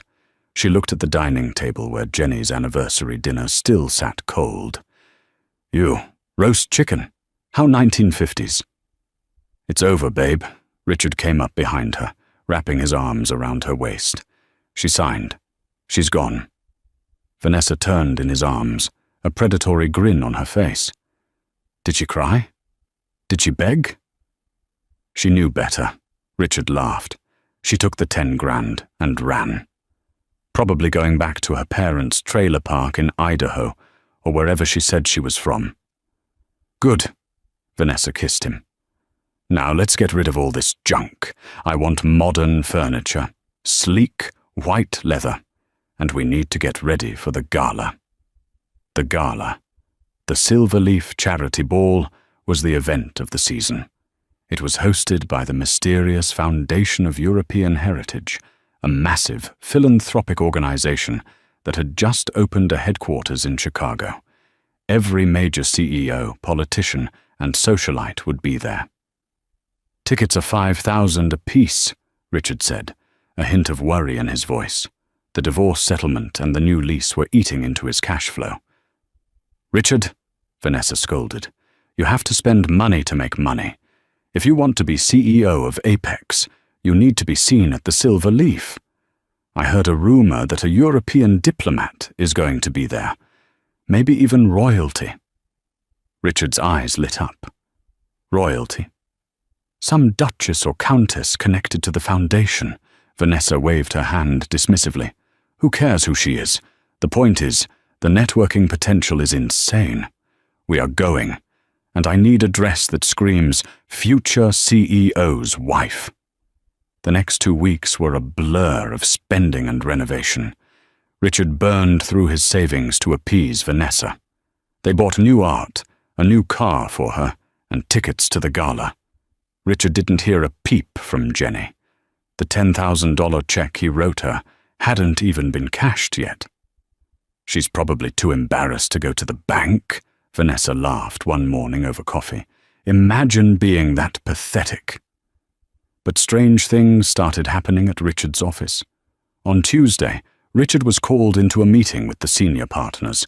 He expected a promotion. Instead, he was met with grim faces. "Richard," the CEO, Mr. Henderson, said, "we lost the Kensington account." Richard froze. The Kensington account was his biggest client. "What? Why? I just took them to golf last week." "They pulled out this morning," Henderson said, sliding a letter across the desk. "They cited ethical concerns regarding leadership, specifically your leadership." "My leadership?" Richard sputtered. "I've increased their profits by 15%. "They didn't elaborate," Henderson sighed. "But that's a $20 million loss, Richard. You're on thin ice. Fix it or you're out." Richard stormed out of the office, furious. He called his contact at Kensington, but the number went straight to voicemail. When he got home, Vanessa was in a rage. "My credit card was declined," she shrieked. "I was trying to buy the earrings for the gala, and the card was declined, Richard. Do you know how humiliating that is?" "It's a glitch," Richard lied, wiping sweat from his forehead. He checked his bank account on his phone. His balance was red. -$4,000. He clicked on the transaction history. It wasn't identity theft. It was the divorce lawyer fees, the lease transfer fees, the furniture, the car payments. He was bleeding money. "I'll fix it," Richard snapped. "Just wear the earrings you already have." "I don't recycle jewelry, Richard." Vanessa threw a pillow at him. Richard sat on the white leather sofa, head in his hands. He needed a win. He needed the Silver Leaf Gala to go perfectly. If he could secure a new investor there, someone bigger than Kensington, he could save his job and his lifestyle. He had no idea that the ethical concerns from the Kensington account weren't a coincidence. Across town, in the penthouse suite of the Ritz-Carlton, a woman stood on the balcony overlooking the city. She was no longer wearing a department store dress. She was draped in a silk robe embroidered with a golden crest, a lion and a dove. A man in a sharp black suit stood behind her, holding a tablet. "The Kensington account has been withdrawn from Apex Logistics, Your Highness, as requested." The woman turned. It was Jenny, but her posture was different. Her eyes were sharp, commanding. "Good," she said, her voice dropping the flat American accent she had faked for 5 years, replaced by the crisp, aristocratic lilt of classic British nobility. "And Mr. Sterling's financial status?" "Critical," the assistant replied. "He is leveraging everything on the Silverleaf Gala." Jenny smiled, sipping a glass of vintage champagne that cost more than Richard's car. "Perfect," she whispered. "Let him go to the gala. Let him think he belongs among kings and queens. It will make the fall so much more painful." "Are you ready for the reveal, ma'am?" the assistant asked. "The press has been briefed. The embargo lifts the moment you step onto the red carpet." Jenny touched the diamond necklace resting on her collarbone, a family heirloom worth $6 million. "I'm not Jenny anymore, Arthur," she said. "Genevieve of the House of Ardo is finally awake, and she is not happy." 4 days before the Silverleaf Gala, Richard's world was fraying at the seams. The air conditioning in his office sat at a frigid 65 degrees, yet he was sweating through his 3rd shirt of the day. He stared at his computer screen. Another client had just cancelled. This time it was Sterling Cooper Investments, a mid-sized firm that Richard had personally cultivated for 3 years. The email was brief. Due to a realignment of our corporate values, we are severing ties with Apex Logistics, effective immediately." "Realignment of values," Richard hissed, slamming his fist on the desk. It was the same vague excuse Kensington had used. It smelled like sabotage. His phone buzzed. It was Vanessa. "Babe, the caterer for the pre-gala cocktails needs a deposit, $5,000. Which card should I use? Also, I hate the drapes we bought last week. They look cheap in the morning light. I'm ordering silk ones." Richard ignored the text. He couldn't tell her that all his cards were maxed out. He couldn't tell her that if he didn't land a massive client at the gala on Saturday, he wouldn't be able to make the mortgage payment on the house he'd just kicked his wife out of. A dark thought wormed its way into his mind. Jenny. She was quiet, yes, but she was also desperate. What if she talked? What if she went to the press about how he discarded her? In the current climate, "A CEO abandons loyal wife for younger mistress" headline could be the final nail in his professional coffin. He needed insurance. He needed dirt on her. Richard opened a private browser window and searched for Cheap Private Investigator Chicago. He found a guy named Barry Gibbs, whose office was above a pawn shop and smelled like stale cigar smoke. "I need you to dig into my ex-wife, Jennifer Sterling," Richard said, sliding a photo of Jenny across the scarred desk. It was a picture from a barbecue years ago. She looked plain, wearing no makeup and a faded t-shirt. Maiden name Ardo. Find her skeletons. Did she steal from a previous employer? Does she have a secret drug habit? Anything I can use to keep her quiet. Barry Gibbs looked at the photo, then at the $500 cash Richard put on the table. "Ardo. Sounds French. I'll have a file by Friday." Richard left feeling a marginal sense of control. Jenny was a nobody. Everyone had secrets. Once he found hers, he would own her. Friday arrived. Richard met Gibbs in the back booth of a greasy diner. The investigator looked rattled. He hadn't shaved, and his eyes were darting around the room. "You didn't tell me," Gibbs whispered angrily, leaning across the table. "Tell you what? Did you find something? Is she a junkie?" Richard asked eagerly. "I found nothing," Gibbs said, pushing the $500 back toward Richard. "Here, take your money. I'm off the case." "What? Why?" "Look, buddy, I ran her social security number. I ran her maiden name. You know what I got? A digital brick wall." Gibbs lowered his voice to a terrified hiss. "Her file is sealed. Not just expunged record sealed. I'm talking Department of State. Level 5 security clearance sealed. When I tried to bypass it, my system crashed, and I got a warning notification on my screen from a government agency I've never even heard of." Richard stared at him, confused. "Level 5? What are you talking about? Jenny was a librarian." "Librarians don't have files that require biometric clearance to open," Gibbs spat, standing up. "Whoever your ex-wife is, she's protected by people way above my pay grade. Maybe she's witness protection. Maybe she's an ex-spy. I don't know, and I don't want to know. Stay away from me." Gibbs hurried out of the diner. Richard sat alone, stunned. Witness protection? A spy? It was laughable. Jenny cried when she watched dog food commercials. But then, Richard smiled. A cruel, arrogant smile spread across his face. Of course, that was it. She wasn't special. She was a criminal. Witness protection? Richard chuckled to himself, pocketing the cash. My God, Jenny, what did you do? Embezzle? Sell drugs? It made perfect sense to his inflated ego. That's why she was so quiet. That's why she never wanted to travel internationally. She was hiding. This was better than he hoped. He didn't need details. The fact that her past was buried by the government was enough to destroy her if he leaked it. You're not just poor, Jenny, Richard thought as he walked out of the diner, feeling invincible again. Your damaged goods. And now I have the ultimate leverage. He went home to Vanessa, who was screaming at a florist on the phone. He kissed her fiercely. "Get your beauty sleep, babe," Richard said, his eyes manic. "Tomorrow night, we own this city."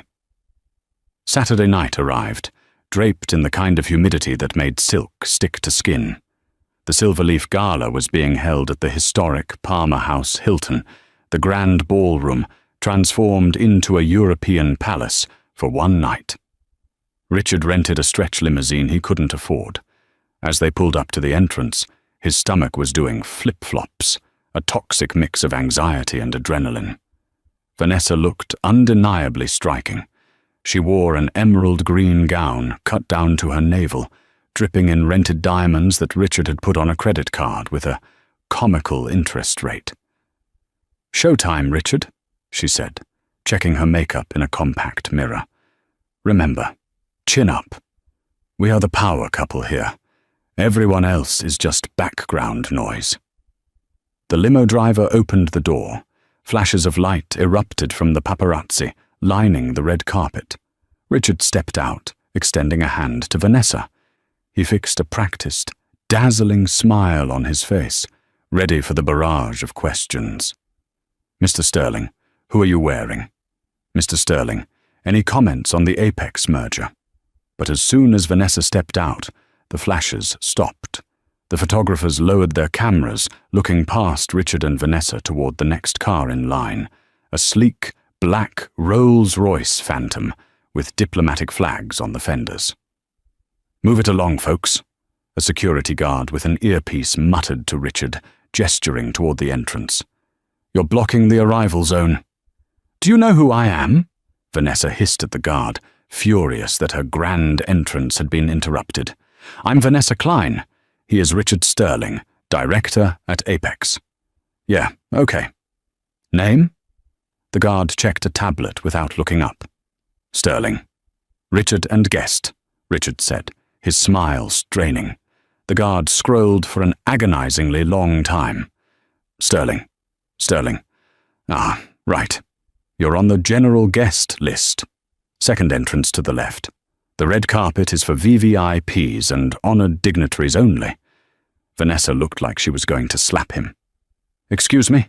We paid $5,000 a ticket. Move along, ma'am," the guard said sternly, stepping aside as the Rolls-Royce pulled up. The paparazzi began screaming the name of a famous senator, stepping out of the car.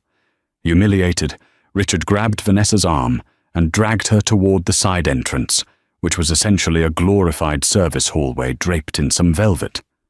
"This is unacceptable, Richard," Vanessa fumed as they walked through the metal detectors. "General admission? We look like peasants."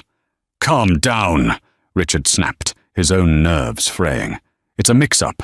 Once we get inside, it won't matter. We'll work the room." Inside, the ballroom was breathtaking. Crystal chandeliers the size of small cars hung from the gilded ceiling. The air smelled of expensive champagne and thousands of imported white roses. An orchestra played Mozart flawlessly on a raised stage. The room was packed with the titans of industry. Richard spotted the CEO of Boeing laughing with the mayor. He saw tech billionaires and oil magnates. "Okay, there's Henderson." Richard pointed out his CEO near the bar. "Let's go say hello. Show him we belong." They approached Mr. Henderson, who was deep in conversation with a stern-looking European man with silver hair. "Mr. Henderson." "Wonderful evening," Richard said, clapping his boss on the shoulder a little too hard. "You've met Vanessa, my partner."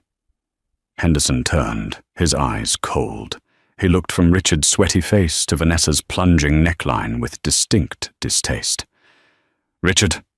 Henderson nodded stiffly. "I didn't expect to see you here, given your current performance outlook." Vanessa bristled.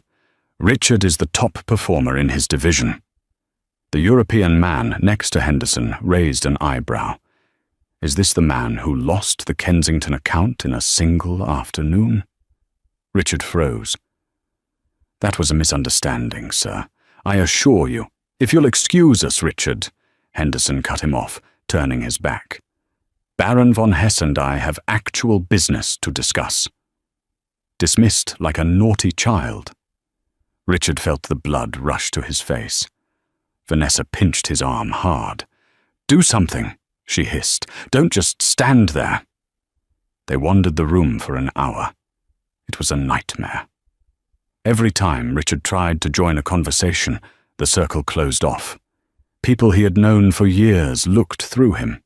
He saw the VP from Kensington, the man who had snubbed him, laughing uproariously at a joke told by someone else. When Richard caught his eye, the man simply turned away without a flicker of recognition. They were pariahs. Finally, they found their seats. Table 42. It was in the very back corner of the room, next to the swinging kitchen doors. Every time a waiter came out with a tray of appetizers, the smell of industrial dishwasher soap wafted over them. "I can't believe this," Vanessa sulked, stabbing at her salad. "We are sitting next to the help, Richard. This is your fault. You clearly aren't as important as you said you were." "Shut up, Vanessa." Richard drank his wine in one gulp. He was drowning. He had spent everything to be here, and he was being treated worse than Jenny treated the exterminator. Then the lights flickered and dimmed. A hush fell over the enormous ballroom.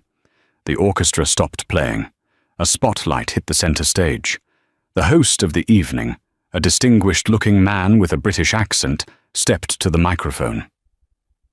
"Ladies and gentlemen, distinguished guests," the host began, his voice echoing through the silent room. "We are honored tonight to welcome the chairwoman of the European Heritage Foundation, a woman whose philanthropy is matched only by her pedigree. Please rise for Her Royal Highness, the Duchess of Ardeux, Lady Genevieve." The entire room stood as one. The rustle of expensive silks and the scraping of chairs filled the silence. Richard stood up slowly, confused. "Ardeux?" he murmured. That name sounded familiar. It was Jenny's maiden name. But Duchess? Royal Highness? It must be a coincidence, a common French surname. Vanessa remained seated, scrolling angrily through her phone. Who cares? Some inbred European snob. "Stand up, you idiot!"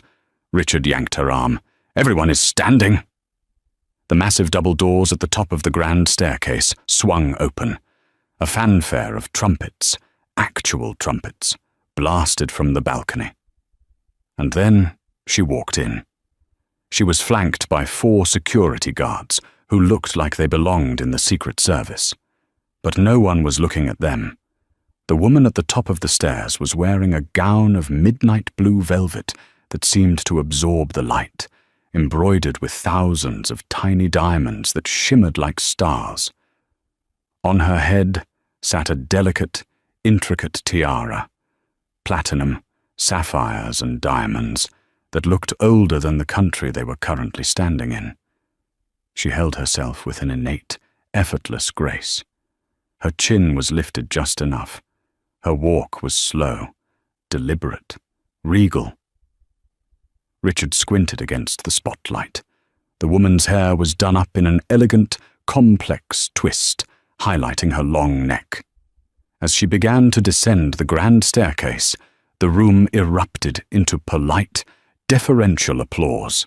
People in the front rows, the billionaires, the senators, were actually bowing and curtsying as she passed. Richard's heart hammered against his ribs. The woman turned slightly to acknowledge the applause, and the light caught her face. Richard stopped breathing. It was her eyes. Those distinct, striking violet eyes. "No," Richard whispered, his voice cracking.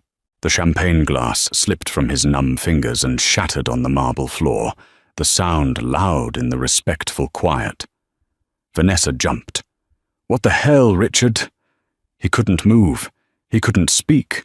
His brain was trying to process the impossible image in front of him. It was Jenny. His Jenny. The woman who wore sweatpants to watch movies. The woman who clipped coupons for laundry detergent. The woman he had discarded like yesterday's trash just 2 weeks ago for $10,000. But it wasn't Jenny. This woman was terrifying. She radiated power. The air around her seemed charged. She looked utterly untouchable. She reached the bottom of the stairs. The host bowed deeply and offered her his arm. As she walked toward the head table, the table surrounded by the most powerful people on earth, her path took her past table 42, near the kitchen. She didn't slow down. She didn't stop. But as she passed within 5 feet of where Richard stood, paralyzed amidst the shattered glass, she turned her head. Her violet eyes locked onto his. There was no warmth in that gaze. There was no sadness, no leftover love. There was only an arctic, terrifying indifference.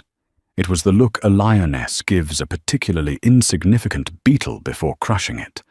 Just as quickly as it connected, her gaze moved on. She looked at Vanessa, who was staring open-mouthed at the tiara, with a flicker of amusement, and then continued toward the stage.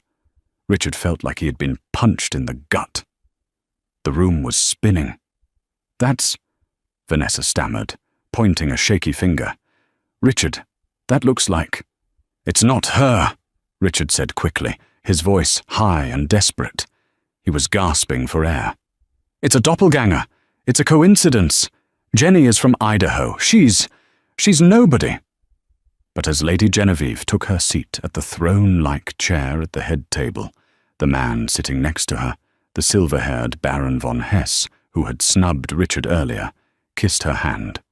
Richard realized with sickening clarity that the Baron wasn't just some businessman. He was her subordinate. The pieces crashed together in Richard's mind. The sealed government file, the sudden loss of the Kensington account, the strange calm when she signed the divorce papers. "I'm coming home." He remembered her saying that on the phone when he thought she was crying upstairs. He hadn't just divorced his wife. He had declared war on a duchess, and he was standing on the battlefield armed with absolutely nothing. Dinner was a blur of misery for Richard.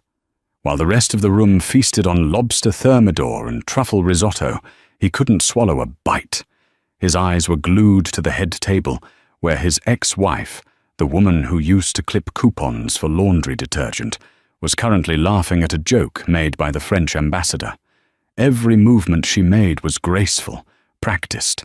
It was as if the clumsy, shy Jenny had been a character she played, a costume she had finally taken off. "Stop staring!" Vanessa hissed, kicking him under the table.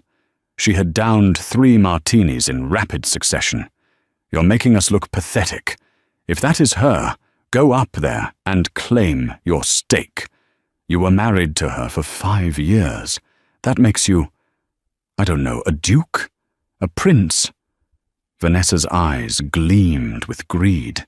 The humiliation of the red carpet was forgotten. Now she saw a lottery ticket. "It's not that simple," Richard whispered, wiping sweat from his upper lip. "I made her sign a settlement, a clean break." "You what?" Vanessa nearly shrieked, drawing looks from the table next to them. "You signed away a royal fortune for 10 grand? Richard, you are the most incompetent man I have ever met." Before Richard could respond, the room quieted again. The host tapped the microphone. "And now, a few words from our guest of honor, Her Royal Highness, Duchess Genevieve." Genevieve stood up. She didn't need a microphone. Her voice projected with clear, trained authority. She looked out over the sea of faces, her gaze sweeping the room. "Thank you," she began. "Tonight we celebrate heritage. But heritage is not just about bloodlines or titles. It is about character. It is about the quiet dignity of loyalty." Richard felt like the air in the room was getting thinner. "For the past 5 years," Genevieve continued, her eyes briefly flicking toward the back of the room, near the kitchen doors. I stepped away from my duties. I wanted to understand what life was like without the protection of my name. I wanted to see if I could be loved for me, not for what I could provide. A hush fell over the crowd. This was juicy gossip. The Duchess was going off script. "I lived a simple life," she said, a small, sad smile playing on her lips. "I learned to cook, I learned to budget, and I learned that for some people, value is only skin deep. I learned that there are men who will look at a rough diamond and see only a rock, because they lack the vision to see the shine within." She paused, and the silence was deafening. "I was discarded," she said clearly, "traded in for a newer, shinier model, because I was deemed poor, because I didn't fit the aesthetic of success." Gasps rippled through the room. People were whispering. Who would dump a duchess? But Genevieve raised her glass, her voice hardening into steel. "I am grateful for that lesson, because it taught me that a queen does not need a king to build an empire. She only needs to remove the jesters from her court." The room erupted in thunderous applause. Women were cheering. Richard felt like he was going to vomit. She was talking about him. She was mocking him in front of the most powerful people on earth. "I can't take this," Richard muttered. The alcohol and the panic mixed into a dangerous cocktail in his brain. He stood up, his chair scraping loudly against the floor. "Sit down!" Vanessa hissed. "No," Richard said, his eyes wild. "She's my wife. She can't do this to me. She's playing a game." He started walking. At first, no one noticed, but as he marched past the middle tables, heading straight for the head table, people started to turn. "Jenny!" Richard shouted. The music stopped. The applause died instantly. Richard stumbled past the dance floor, his face red. "Jenny! Stop the act! You're coming home!" Security guards stepped forward from the shadows, massive men in black suits, but Genevieve raised a hand, signaling them to hold. She stood at the edge of the stage, looking down at him with an expression of mild curiosity, as if he were a drunk tourist. "Sir!" A guard stepped in front of Richard. "Back away!" "Get out of my way!" Richard shoved the guard, which was like shoving a brick wall. "That is my wife. Tell them, Jenny. Tell them we're married." Genevieve picked up the microphone again. The room was deadly silent. "Mr. Sterling," she said, her voice cool and amplified. "You seem confused. You filed for divorce 3 weeks ago. You expedited the process. You paid me $10,000 to, and I quote, 'Get out of your life immediately.'" Laughter rippled through the crowd. Cruel, mocking laughter. I didn't know," Richard stammered, realizing too late that he was standing alone in the spotlight of his own making. "You lied to me. You trapped me." "I didn't lie, Richard," she said softly. "I just didn't tell you everything. I wanted to see if you loved me. You failed the test." "But I love you," Richard screamed, desperate now. "I made a mistake. Vanessa means nothing to me. Take me back, Jenny. Please." At table 42, Vanessa stood up, her face humiliated and furious. She threw her napkin on the table and stormed out of the ballroom, leaving Richard alone. Genevieve looked at him with pity. "The woman you loved was an illusion, Richard. And the woman you see before you? She is out of your league." She signaled the guards. "Remove him. He is disturbing my dinner." 2 guards grabbed Richard by the arms. As they dragged him backward, kicking and screaming, the entire ballroom watched. The elite of Chicago, the people he had tried so hard to impress, were shaking their heads in disgust. "Let me go! She's my wife! I own half of everything! I own half the kingdom!"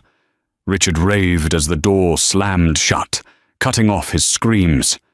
Richard was thrown, literally thrown, into a small, windowless security office in the bowels of the hotel. He stumbled, catching himself on a metal desk, his breath coming in ragged gasps. The room hummed with the sound of a server rack in the corner, a stark, cold contrast to the orchestral music playing upstairs. He checked his reflection in the darkened window. His tuxedo was torn at the shoulder, his bow tie hung loose, and his hair was plastered to his forehead with sweat. He looked like a madman. He paced the small room for 20 minutes, his mind racing, trying to reconstruct a strategy. He kept repeating that word like a mantra. She is my wife. We were married in Illinois. Illinois is an equitable distribution state. It didn't matter if she was a duchess. It didn't matter if she was the Queen of England. Marriage was a legal contract, and Richard knew contracts. He was entitled to half of her assets acquired during the marriage.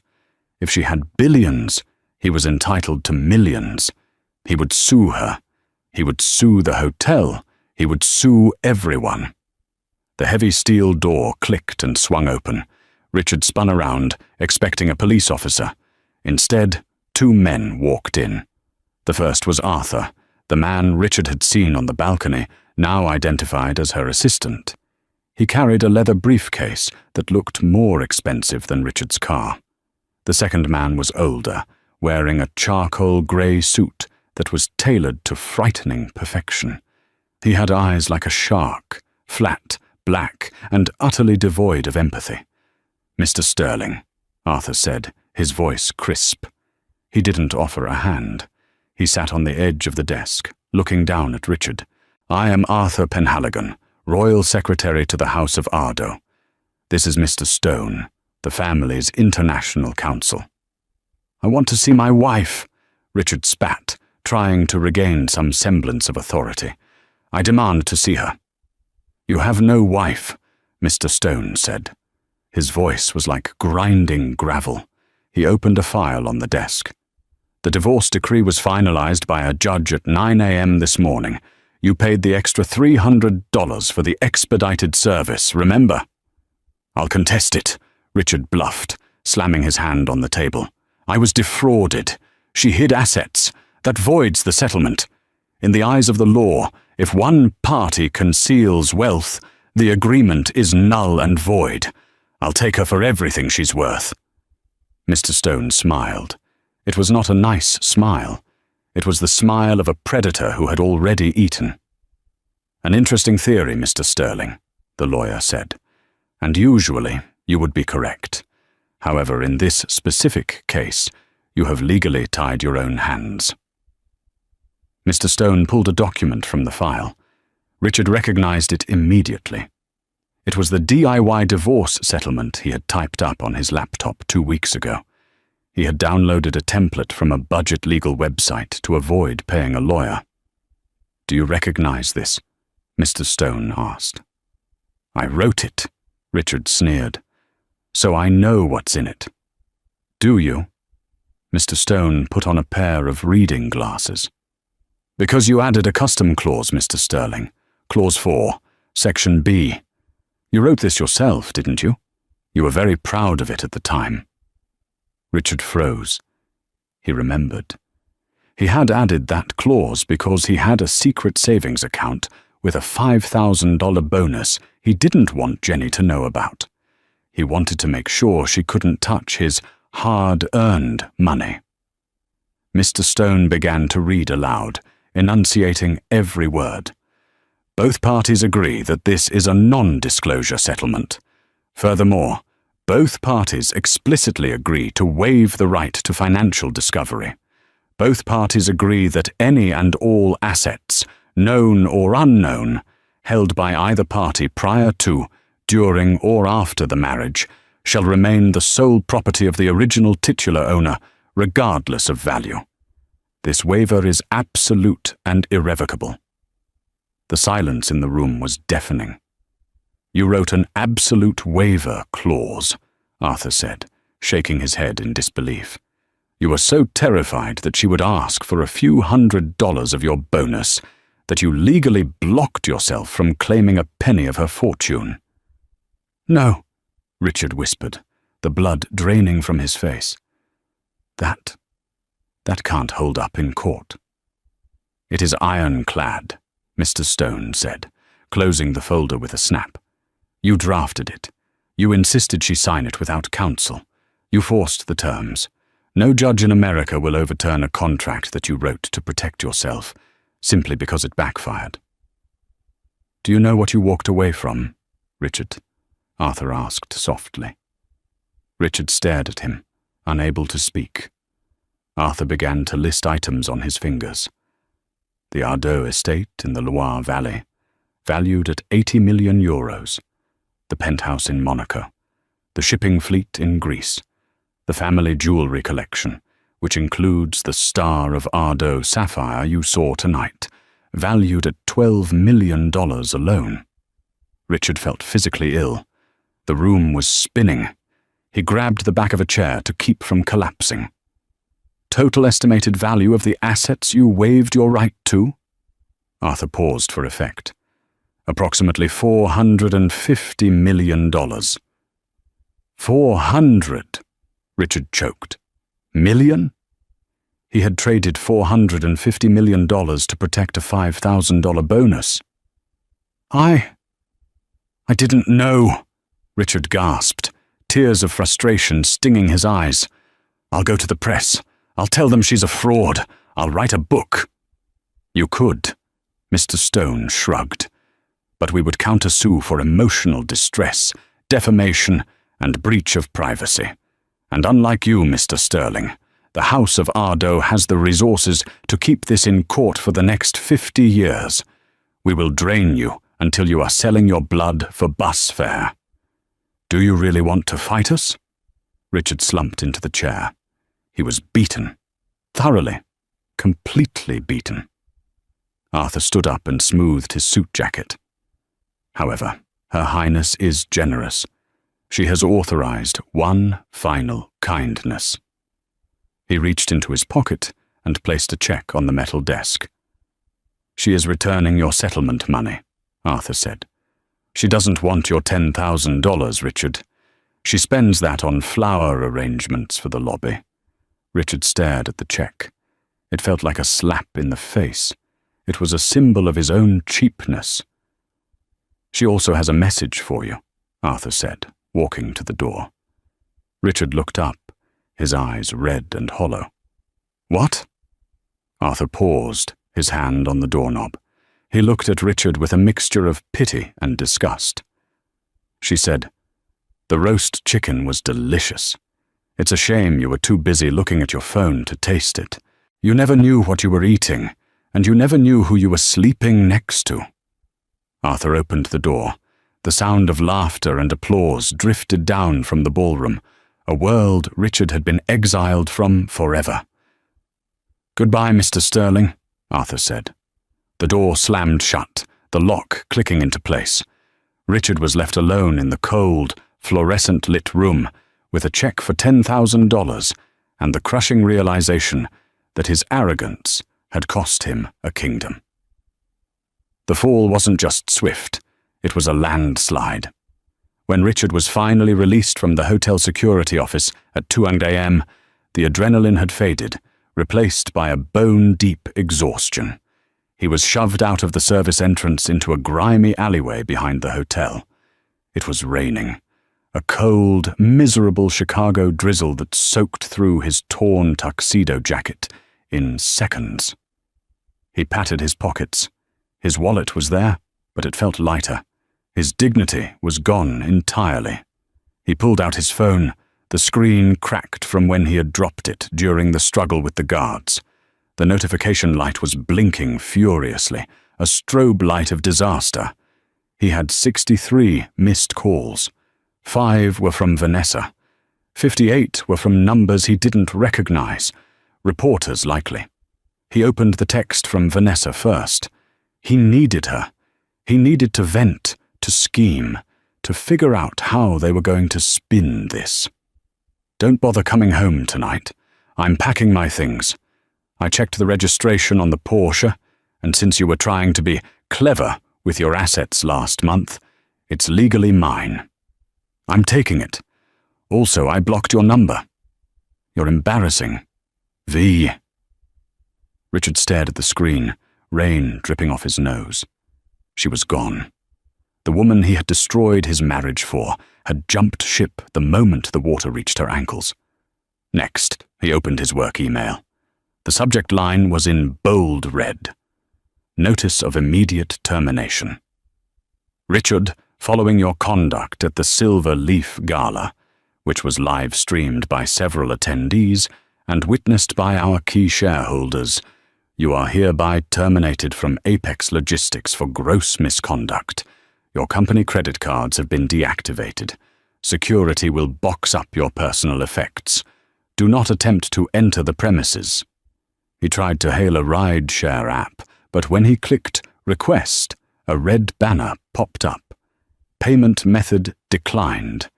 He had to walk. It took him 3 hours to walk back to the suburbs. By the time he reached his driveway, the sun was beginning to rise, casting a grey, unforgiving light on his life. The driveway was empty. The Porsche was gone. He unlocked the front door and stepped inside. The silence of the house was heavy, suffocating. It smelled of stale perfume and emptiness. Vanessa hadn't just left. She had looted the place. The expensive abstract art they had bought last week? Gone. The espresso machine? Gone. She had even taken the silk drapes, leaving the windows bare and exposing the living room to the street. All that was left was the white leather sofa, the one Jenny had hated because it was cold and uninviting. Now, it was the only place Richard could sit. He collapsed onto it, shivering in his damp clothes. He pulled his phone out again to assess the damage. He typed his name into the search bar. His heart stopped. He was trending. The blind CEO was the #1 topic on Twitter. He clicked on a video with 4 million views. It was a TikTok recorded by a waiter at the gala. It showed Richard screaming, "I own half the kingdom," while being dragged away by security. The comments were brutal. Imagine fumbling a literal duchess for a marketing manager with bad taste in shoes. LMAO. This guy thought he was the main character, but he was just the NPC in her origin story. I used to work for Richard Sterling. He once fired me for being 5 minutes late. Karma is a duchess. It wasn't just a scandal. It was a national joke. He wasn't a tragic figure. He was a meme. The entire world was laughing at his arrogance. Richard scrolled further and found an article from the Chicago Tribune. The Cinderella Reverse. Duchess Genevieve reveals how she tested her husband's character. The article featured a quote from Genevieve given at the after party. "I never hid who I was," she had told the press. "I simply removed the trappings of wealth to see if the love was real. I wanted a partner who loved the book, not the cover. Unfortunately, Mr. Sterling never bothered to read the pages." Richard threw the phone across the room. It smashed against the wall, cracking further. He walked into the kitchen. The granite countertops, which he had insisted on upgrading, felt like tombstones. On the counter, near the sink, he saw something small. He walked over. It was a recipe card. It was written in Jenny's neat, looping handwriting. Richard's favorite roast chicken. It was stained with grease and worn at the edges. She had used this card for 5 years to make him happy. She had cooked for him, cleaned for him, and listened to him complain about his co-workers, all while sitting on a fortune that could buy his entire company 10 times over. She hadn't been weak. She had been restraining herself. She had made herself small so he could feel big. And he had repaid her by handing her a manila envelope and a check for $10,000. He looked down at the table. The check Arthur had given him in the security room was still clutched in his hand. Pay to the order of Richard Sterling. Amount $10,000. Memo. For your trouble. He stared at the numbers. $10,000. That was the price tag he had put on her love, and now it was the only asset he had left in the world. A sob ripped through his throat. It wasn't a dignified cry. It was an ugly, guttural sound of a man who realized he had held the moon in his hands and traded it for a flashlight. He slid down the kitchen cabinets until he hit the floor. He curled up on the cold tile. The check crumpled in his fist. The house was silent. No roast chicken cooking in the oven. No soft humming from the garden. No violet eyes looking at him with adoration. Richard Sterling was finally the master of his own domain. He had the big house, which the bank would take in a month, the leather furniture, and the complete, total silence he had always said he wanted. He closed his eyes, the image of Genevieve in her tiara burning behind his eyelids. He was the king of nothing. And that, my friends, is the tragic, satisfying downfall of Richard Sterling. He thought he was playing 4D chess with his life, but he didn't realize he was just a pawn in a much bigger game. It's a harsh lesson, but a necessary one. When you treat people like disposable objects, don't be surprised when you end up in the trash yourself. Genevieve went on to run her foundation, helping millions of people and becoming a global icon of grace and strength. As for Richard, well, rumor has it he's currently managing the night shift at a fast food joint in Ohio, telling anyone who will listen that he used to be married to a queen. But of course, nobody believes him. What would you have done if you were Genevieve? Would you have revealed yourself sooner, or was the public humiliation at the gala the perfect revenge? Let me know your thoughts in the comments below. If you enjoyed this story of karma and justice, please smash that like button. It really helps the channel. And don't forget to subscribe and hit the notification bell so you never miss another story of arrogance getting exactly what it deserves. Thanks for watching, and I'll see you in the next video.